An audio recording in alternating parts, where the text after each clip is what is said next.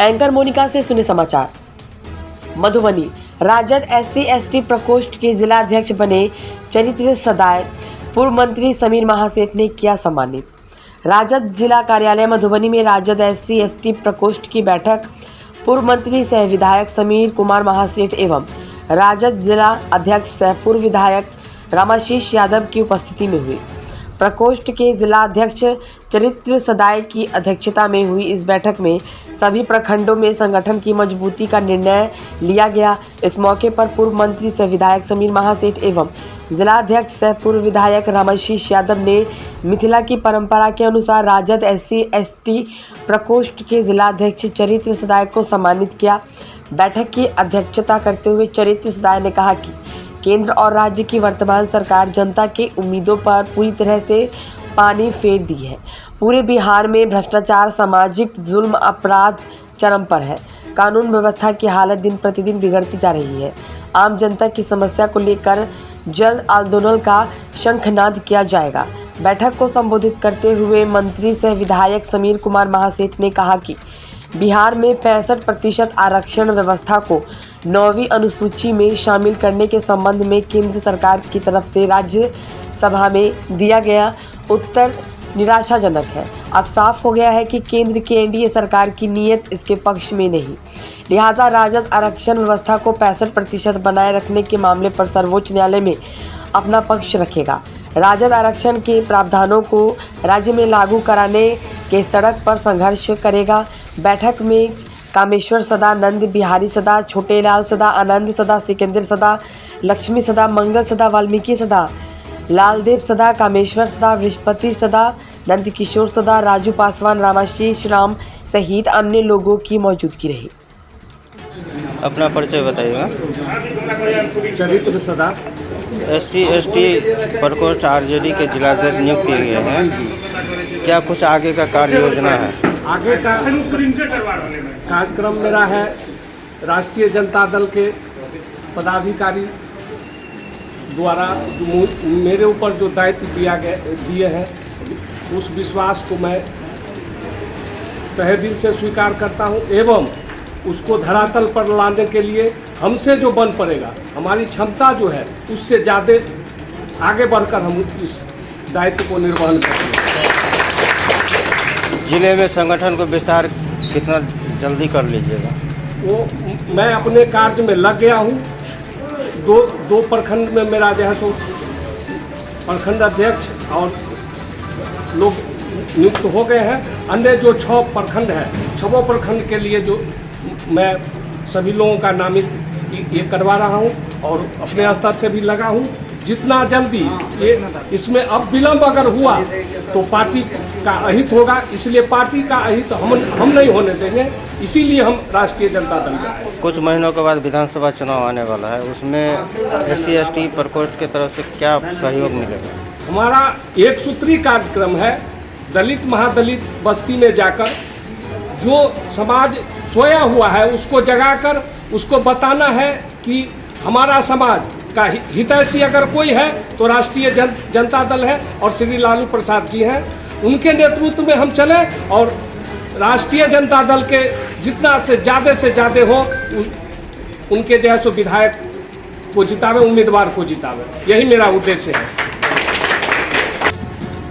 आज हम लोग इनको सम्मान के साथ पार्टी के सभी लोग आए हुए हैं। निश्चित तौर पे हम उम्मीद करते हैं कि पार्टी ने जो इन पर विश्वास किया कि धरातल पर हर एक ब्लॉक, हर एक पंचायत में जहाँ इनकी संख्या है, हमारे तेजस्वी जी हमेशा A to Z को जोड़ने की बात करते हैं और हम समझते हैं कि इनके द्वारा निश्चित तौर पे ग्रास रूट पे अंतिम परिवार तक को जोड़ने का प्रयास करेंगे। क्योंकि हम देख रहे हैं जो जातिगत गणना हुआ और 94 लाख गरीब परिवार पाए गए और इसके बावजूद जो गणना के बाद एक विधिवत हमारे नेता के नेतृत्व में भारत के प्रधानमंत्री जी को भी एक तरह से जब रिक्वेस्ट किया गया कि आप अपने स्तर से गणना करावें, लेकिन उनका निरुत्तर होना, न कराना और जब बिहार अपने बल पे नेतृत्व निश्चित तौर पे माननीय मुख्यमंत्री जी का था, लेकिन विधानसभा के माध्यम से और विधान परिषद में जब हम थे 2003 में पहला प्रस्ताव पूरे बिहार में समीर महासेठ का आया था कि जातिगत गणना कराया जाए। इसके बाद 2007 में हम लाए, उस समय माननीय मुख्यमंत्री नीतीश कुमार जी थे और आदरणीय उस समय के मुख्यमंत्री जी ने उठ करके यही कहा था कि हम जातिगत गणना जो 11 साल के बाद होगा निश्चित तौर पे हम कराएंगे। आज इसलिए आपके चैनल के सामने हम करना चाहते हैं। फिर मधुबनी की जनता ने 2015 में हमें जिताई और 15 के ही विधानसभा में हमने अविश्वास प्रस्ताव के माध्यम से दिया था। इसके बाद पुनः 20 में हम जब जीते, फिर 20 में हम इस बात को उठाए और हमारी बात आदरणीय तेजस्वी जी से हुआ कि लगातार इतना लड़ाई के बाद भी जहाँ पे हमारे लोगों का जो आरक्षण से फायदा होना चाहिए, चूँकि हम अगर मान लीजिए वैश्य समाज से आते हैं और 55 उपजाति का वैश्य समाज है पूरे बिहार में, जिसे पचफोरना के नाम से लोग कहते हैं। निश्चित तौर पे हमारा मानना था कि जो जातिगत गणना जब होगा तो हम आरक्षण का लाभ भी लेंगे। हमारी कुछ जातियां हैं जो बगल के झारखंड में, जो ओबीसी अगर बिहार में है तो वहाँ एनेक्सर 1 में है, बंगाल चले जाते हैं तो वो दलित में है। तो निश्चित तौर पर ये सारा चीज़ एक्सटर्नल रिपोर्ट बना करके हमने दिया था और वो रिपोर्ट के आधार पे हमारे लीडर तेजस्वी जी इस बात को रखे, तब माननीय मुख्यमंत्री जी इस बात को बात माने और उनके द्वारा जब गणना के आधार पे जब अनुसूचित जाति मैंने हमारा 9 में रखने की बात हुई तो भारत के प्रधानमंत्री और बीजेपी के लोगों ने कहीं ना कहीं हाई कोर्ट भी जाकर के इसका विरोध किया। और आप देख रहे होंगे ईवीएस का भी जो था, जब हमारा 10% उनका था, 50% से 60% हुआ, तब तक हाई कोर्ट चुप था। लेकिन सरकार के द्वारा 75% के बाद ये लोग ढंग से नहीं रख पाए। सरकार को अपना सोचना चाहिए कि जब हमारा दूसरे केरल की तरह, दूसरे स्टेट की तरह हम लोग जो चाहते हैं कि जो सही है, जिनका जो है जो भी अपर कास्ट है उनका 100% आप आरक्षण दे दो। सच्चाई है कि 100% उनका आरक्षण दे दो, लेकिन अदर्स जो है उसका जो है आरक्षण में, लेकिन बिहार सरकार ने जो भेजा था आज आप देख लीजिए सुप्रीम कोर्ट ने तोड़ दिया। तो जाने वाले कौन हैं प्रदेश में कि नहीं, जब हाई कोर्ट था कौन है? ये लगातार एक साजिश चल रही है। इसलिए आज हम कहेंगे रामचरित्र बाबू को एक संविधान प्रदत्त जो ये मिला है, हम समझते हैं ये सभी चीज़ों को समझाएंगे और जो आने वाला टाइम में किसी का हक मारी नहीं हो, ये मेरा कहना है। सबों का बराबर हक मिले, लेकिन जो समाज जो चाहता है, जो आरक्षण से लाभ होता है, वो समाज को आरक्षण मिले। इसी बात के लिए पुनः 15 अगस्त के बाद हमारे माननीय तेजस्वी जी जब पूरे बिहार में निकलेंगे, इस बात की चर्चा करेंगे।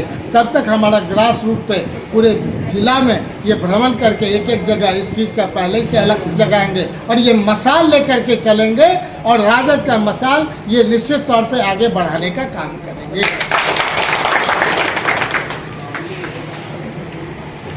अब बताओ। बहुत धन्यवाद देते हैं और सदैव जी को आमंत्रित करते हैं कि डिस्ट्रिक्ट में भी आके भाग ले और डिस्ट्रिक्ट में सदैव को मजबूत करे।